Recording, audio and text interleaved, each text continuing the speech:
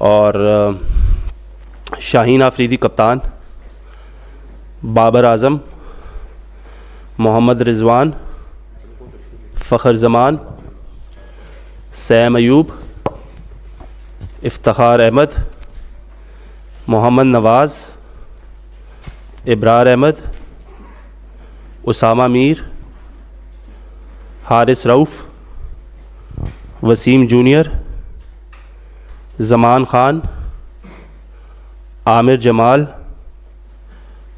आज़म ख़ान, अब्बास आफरीदी, साहिबज़ादा फ़रहान और हसीबुल्लाह ख़ान।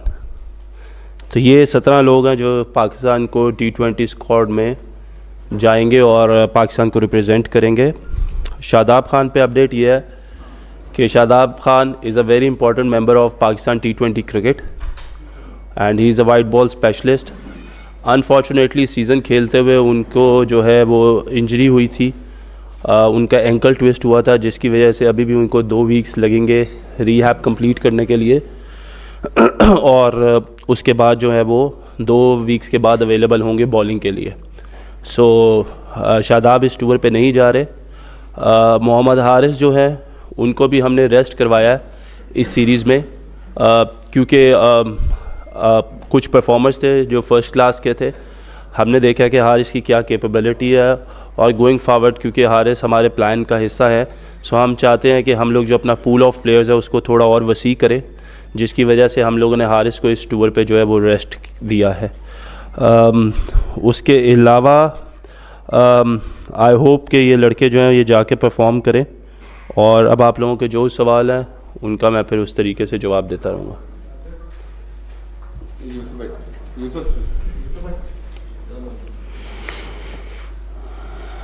रुकनी स्क्वाड में 3 wicket keeper हैं, इसका क्या आप पीछे से आप रखा हुआ है?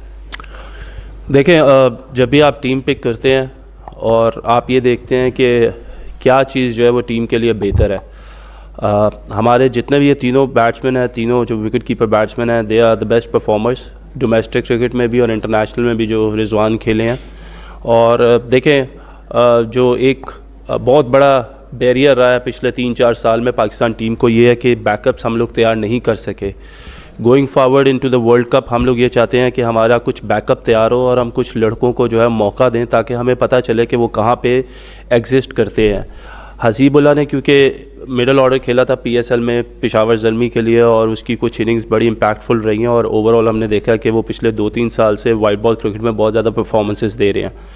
तो हमारा ये था कि हम लोगों को कहीं ना कहीं, क्योंकि वो हसीब भी ओपन करते हैं डोमेस्टिक में, लेकिन हमें कहीं ना कहीं टीम एडजस्टमेंट के लिए अपना 4 नंबर से 7 नंबर तक अपने प्लेयर्स को जो है वो हमें डेवलप करना है, जो कि एक बहुत बड़ा पीछे हमारे लिए मुश्किल रही है। क्योंकि जो कुछ प्लेयर्स जो हमारे रिसेंटली खेले थे, जिसमें खुशदिल थे, मोहम्मद आसिफ थे, हैदर अली थे, शुएब मलिक थे, तो ये कुछ ऐसे प्लेयर्स थे, फ़हीम अशरफ थे, जो काफ़ी जिनको मौका मिल सका लेकिन वो उस तरीके का इम्पैक्ट क्रिएट नहीं कर सके। So now we are in a building phase के वर्ल्ड कप जाने से पहले हमें ये पता हो कि हमारा 4, 5, 6, 7 पे कौन प्लेयर खेलेगा, कौन उस चीज़ को, कौन उस अपॉर्चुनिटी को जो है वो ग्रैब कर सकता है।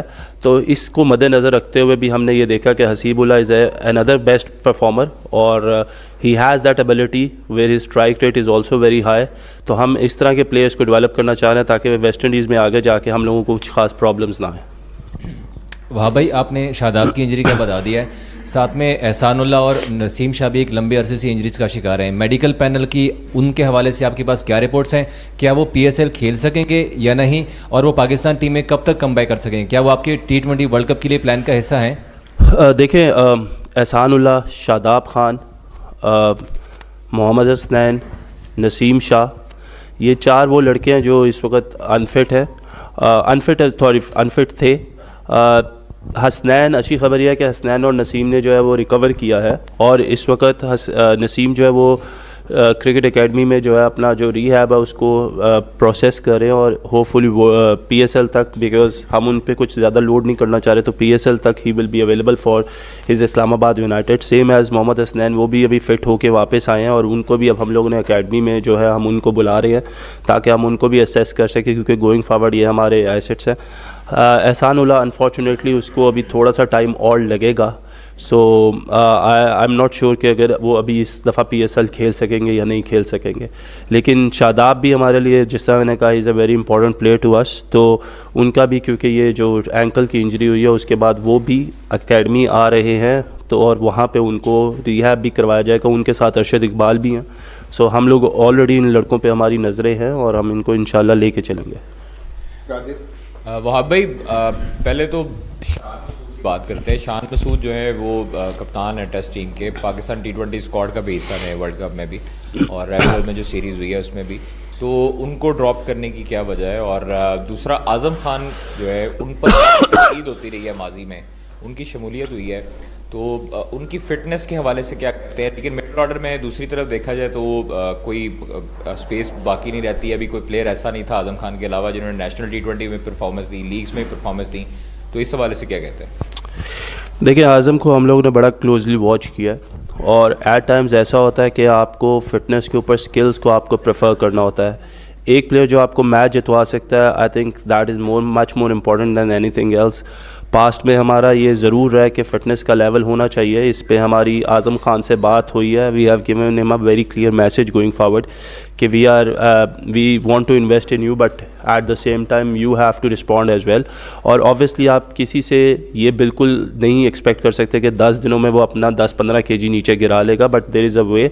अभी आज़म जो है वो जाएंगे टीम के साथ, और उसके बाद क्योंकि वी हैव सीन के PSL में, डोमेस्टिक में और ऑल ओवर द लीग्स उनकी जो परफॉर्मेंसेज रही हैं, he is a very impact player. और नंबर 6 पे जिस तरह हमने कहा कि हम सब, क्योंकि हम लोगों ने सबको ट्राई कर लिया हुआ है मोस्टली, तो हम लोग चाहते हैं कि हम आज़म को जो है वो एक चांस दें, एक मौका दें, and when he will B come back तो उनकी जो फिटनेस गोल्स हैं उनको भी हम लोग खुद मैयर भी करेंगे। और इस सीरीज़ के बाद जो भी टाइम मिलेगा उस पर वो हम उनको एकेडमी भी बुलाएंगे, and he is already working hard in Karachi, और कम्युनिकेशन जो है वो बड़ी क्लियर है उसके साथ। तो इंशाल्लाह वो जो है वो उसमें भी आपको बेहतरी नज़र आएगी।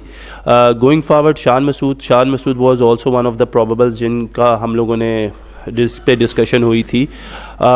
शान को हमने देखा है, हमें पता है शान की क्या कैपेबिलिटी है, क्या कैपेसिटी है, बट गोइंग फॉरवर्ड क्योंकि हमने कहा कि हमारे पास टाइम बहुत मिनिमम है, उसमें हम हर लड़के को मौका नहीं दे सकते, इसलिए शान को फ़िलहाल इस सीरीज़ के लिए हम लोगों ने कंसिडर नहीं किया। लेकिन अगर हमें उसकी ज़रूरत पड़ी एंड वी फील कि अगर वो गैप कोई फिल नहीं कर रहा, तो आप हो सकता है शान को इस टीम का हिस्सा देखें।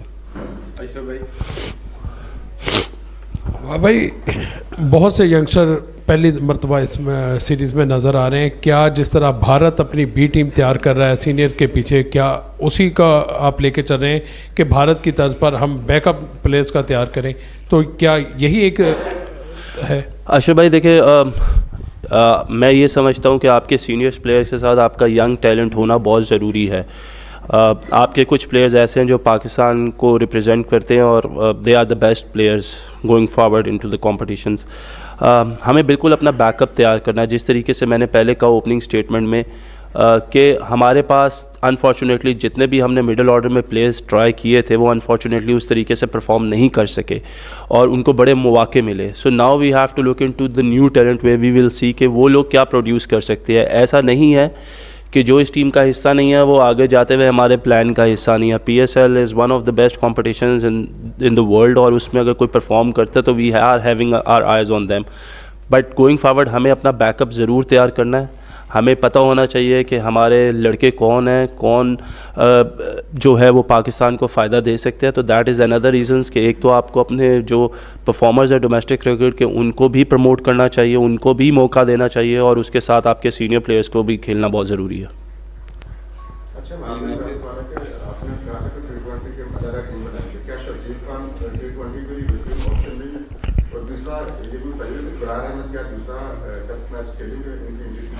इब्रार पे जो अपडेट है वो हो सकता है सेकंड टेस्ट मैच के लिए अवेलेबल ना हो अभी भी उनके ऊपर, क्योंकि एक वीक है अभी next match going to the test match. तो उसमें हम इंशाल्लाह जो भी क्लियरेंस आएगी वो हम पहले उसको बता देंगे कि क्या वो फिट है या नहीं है, उसके ऊपर काम हो रहा है, ही इज़ वर्किंग हार्ड।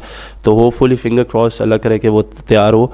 और जहाँ तक आपने बात की दूसरी शर्जील खान की, Sharjeel is no doubt another very destructive batsman. लेकिन अगर आप देखें साइम अयूब को, अगर आप देखें फ़खर जमान को, आप देखें रिजवान को, आप देखें बाबर को, तो you know you have already have some performers in the pipeline. और उनको ऑब्वियसली अगर खुदा न खास्ता they are not going to the part of the T20 squad तो फिर आगे दूसरे लोगों को मौका मिलेगा।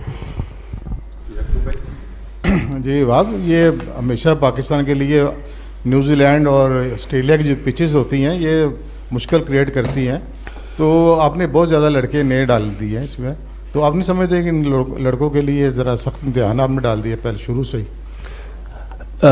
याकूब भाई, जो इंटरनेशनल लेवल पे जो क्रिकेट होती है ना, वो कभी भी किसी के लिए भी आसान नहीं होती, और जो आपके परफॉर्मर्स होते हैं जो डोमेस्टिक, आपका इसीलिए होता है कि आप अपने बेस्ट परफॉर्मर्स को जो है उधर से निकाल के उनको आगे लेकर आएँ।